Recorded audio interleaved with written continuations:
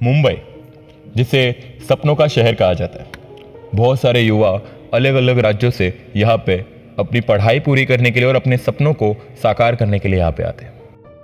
ये आज की कहानी है अखिलेश की, जो उत्तर प्रदेश बिहार से यहाँ पढ़ने के लिए आए थे।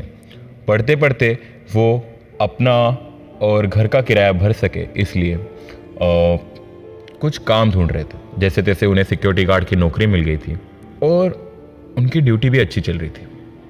लेकिन ये बात है उस रात की जिस दिन उन्होंने पहली बार कुछ ऐसा महसूस किया, कुछ ऐसा देखा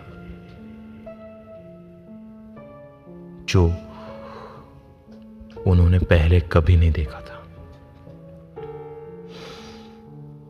जिसकी वजह से उनकी जान मरते मरते बची है।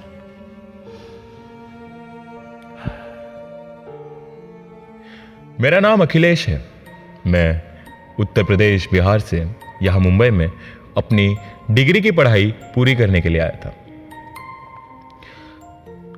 कॉलेज करते करते मैं अपना और घर का खर्चा उठा सकूं, इसलिए मैं यहाँ पे जॉब ढूंढ रहा था। जैसे तैसे मुझे यहाँ पे सिक्योरिटी गार्ड की नौकरी मिल गई थी। सुबह कॉलेज रहता था और दोपहर से लेकर शाम तक मैं सिक्योरिटी गार्ड की नौकरी करने लग गया था। सोसाइटी भी बहुत अच्छी खासी थी, बहुत बड़ी थी, जिसके कारण वहाँ पे फ्लैट्स भी बहुत थे। सोसाइटी 3 हिस्सों में बटी थी, एक ए विंग, एक बी विंग और एक सी विंग। मेरी ड्यूटी सोसाइटी के पार्किंग में ए विंग में होती थी। सोसाइटी की पार्किंग कुछ इस तरह थी जहाँ पे ग्राउंड फ्लोर, फर्स्ट फ्लोर और सेकेंड फ्लोर, ऐसे तीनों फ्लोर पे गाड़ियों की पार्किंग हुआ करती थी। कुछ प्रॉब्लम के कारण मुझे दोपहर की ड्यूटी न देते हुए उन्होंने मुझे 2 हफ्तों के लिए नाइट की ड्यूटी दे दी, रात को 10 बजे से 5 बजे तक। तो मैंने कहा कि सिर्फ 2 हफ्तों की बात है तो थोड़ा सा एडजस्ट कर लेंगे, सिर्फ 2 हफ्तों की तो बात है। इसकी वजह से मैं दूसरे दिन से ही नाइट शिफ्ट के लिए आने लग गया था। मैं वहां पे गया और मेरी ड्यूटी ए विंग से अभी बी विंग कर दी थी। बी विंग में मुझे ज़्यादा कुछ मालूम नहीं था, तो वहाँ पे मेरे पहले एक चाचा होते थे दोपहर की ड्यूटी में, और चाचा की ड्यूटी ऑफ हो गई थी। मैं 10 के पहले ही पहुँच गया था और वहाँ पे पहुँचते ही मैंने थोड़ी चाचा से बात की। तो चाचा की ड्यूटी ऑफ होने के बाद चाचा चले गए और मैं ड्यूटी पे लग गया। 3 दिन जैसे तैसे निकल गए और चौथे दिन मेरे साथ कुछ ऐसा हुआ जो मैंने पहले कभी महसूस ही नहीं किया था, ना मैंने कभी सोचा था। मैं अपनी ड्यूटी के लिए पार्किंग में घूम ही रहा था, तो पार्किंग के फर्स्ट फ्लोर पे दाहिनी ओर मुझे कुछ आवाजें आने लगी। मैं वहां पे गया। वहां पे जाते ही वहां पे कुछ था ही नहीं। मतलब ना वहां पे कुछ गाड़ियां खड़ी थी दाहिनी ओर, कुछ नहीं, बस एकदम सन्नाटा सा था। तो मैंने सोचा कि ये आवाज कहां से आ रही थी। मैंने बोला छोड़ो, जाने दो, कोई बिल्ली विल्ली होगी या फिर कुछ होगा, जाने दो। फिर भी मेरा मन नहीं मान रहा था, इसलिए मैंने टॉर्च लेके चेक किया, लेकिन वहां पे कुछ नहीं था।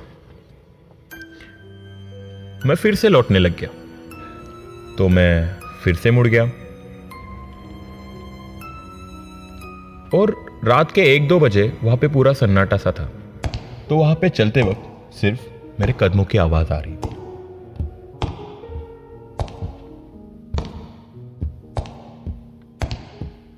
अचानक से मेरे कदमों की आवाजों के अलावा किसी और के कदमों की आवाज भी मेरे कदमों के साथ चल रहे थे।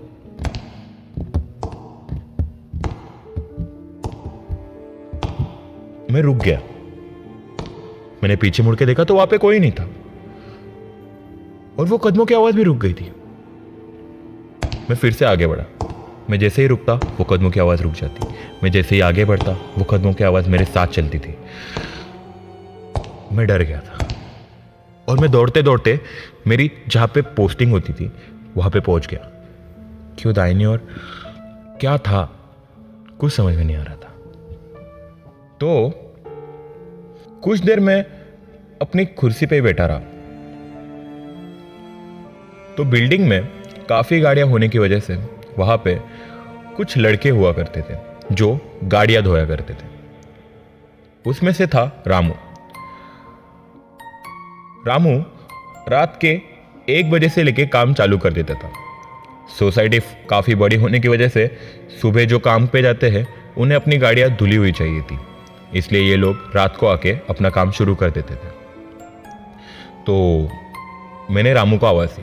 मैंने कहा रामू, और रामू मेरे पास आ गया। मैंने रामू से पूछा कि रामू, मैं वहाँ पे वो जो दाहिनी ओर गाड़ियाँ नहीं लगती है वहाँ कुछ गड़बड़ है क्या?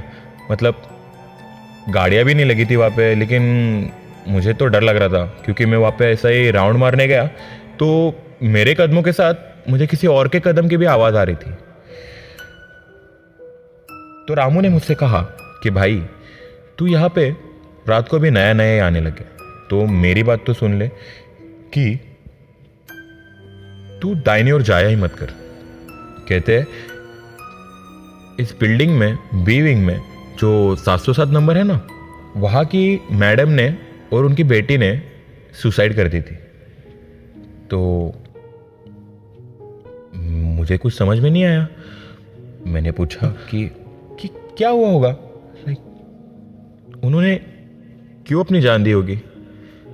तो रामू ने बोला कि मुझे तो नहीं पता, मुझे तो बस इतना ही पता है कि उन्होंने अपने घर की बालकनी से कूद के बस जान दे दी थी और वो वहाँ पे उनका ही कुछ साया है। चलो चलो, मुझे काम को देरी हो रही है, मैं तो जा रहा हूँ, और सुनो वहाँ पे जाना मत। ऐसा बोल के रामू निकल गया। जैसे तैसे मैंने अपने आप को संभाला। बहुत डर चुका था तो मैं वहां पे गया ही नहीं। दूसरे दिन फिर से मैं ड्यूटी पे आ गया और मैं अपनी कुर्सी पे बैठा हुआ था। तो रात के 1 बजे दाहिनी ओर के पहले कोई गाड़ी का आवाज आया। तो वो मैं दौड़ते दौड़ते देखने के लिए चला गया। मैं वहां पे जैसे ही पहुंचता हूं तो मुझे तो कुछ समझ में नहीं आया कि शायद कोई भी हो सकता है, लाइक गाड़ी का हॉर्न बजने लगा है, मतलब कोई सिक्योरिटी रीजंस होगा। तो इसलिए मैं वहां पे दौड़ते दौड़ते चला गया। वहां पे देखता हूं तो कोई गाड़ी बज रही नहीं थी। तो मैं टॉर्च लेके चेक ही कर रहा था कि अचानक मुझे दाहिनी ओर से बिल्ली बहुत चिल्ला रही थी वहां से, और बहुत खतरनाक आवाज आ रही थी उसकी। मैंने जैसे तैसे हिम्मत करके उस बिल्ली को भगाना चाहा तो मैंने उसको डरा के भगा दिया, लेकिन न जाने कुछ था वहां पे जो मुझे अपनी ओर ना चाहते हुए भी बुला रहा था। मेरे कदम उसकी ओर बढ़ रहे थे, धीरे धीरे धीरे धीरे। तो मैंने देखा कि वहां पे एक औरत बैठ के न जाने रो रही है, रोई जा रही है। लेकिन मैंने और गौर से देखा तो वहां पे उसके पीछे भी कोई खड़ा था। मुझे लगा कि वो मैडम खतरे में है, तो मैंने उसको आवाज दी, ओ मैडम मैडम मैडम वहां पे बैठ क्यों रही हो? मैम कुछ प्रॉब्लम है, आप रो क्यों रही हो मैम? तो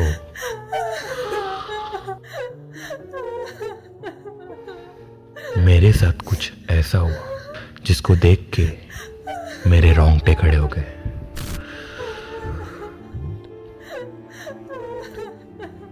वो लड़की वहां पे रोए जा रही थी, रोए जा रही थी।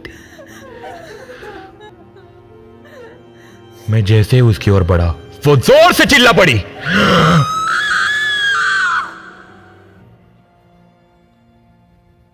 और उसके पीछे का साया और वो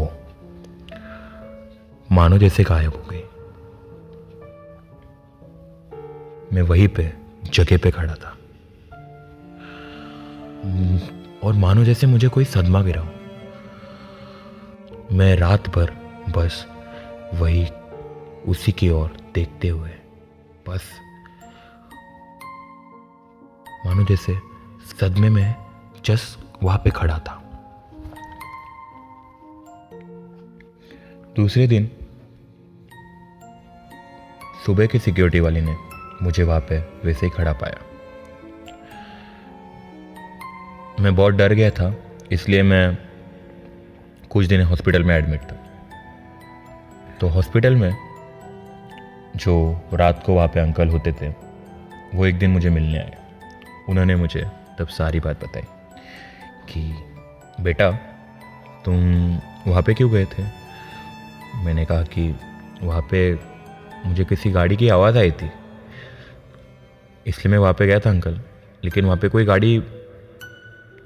गाड़ी का आवाज़ ही नहीं आ रहा था। तो दाहिनी ओर अचानक से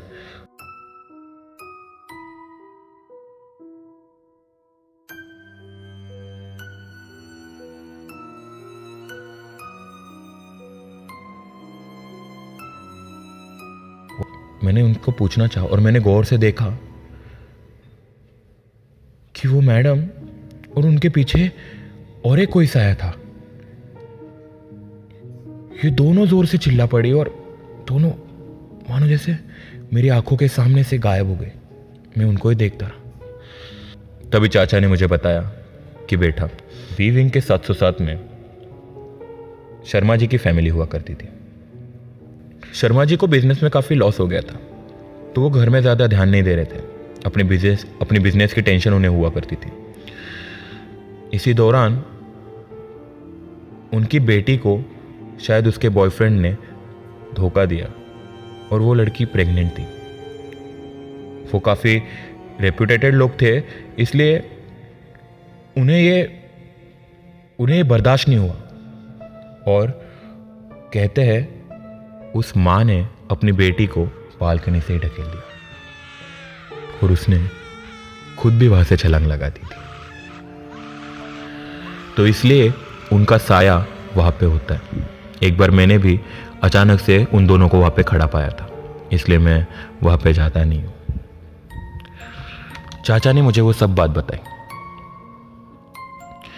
उसके बाद से मैं बी विंग में कभी गया ही नहीं और कुछ समय बाद से मैंने नौकरी भी चेंज कर दी। लेकिन अभी भी मेरी मुलाकात कभी उन सिक्योरिटी वाले दोस्तों से होती है या फिर ये कभी मेरे जो साथ काम करने वाले थे उनसे होती है, तो मुझे आज भी उन माँ बेटी के रोने की वो बात बताते हैं और वो बात बताते ही मुझे वो दिन याद आता है।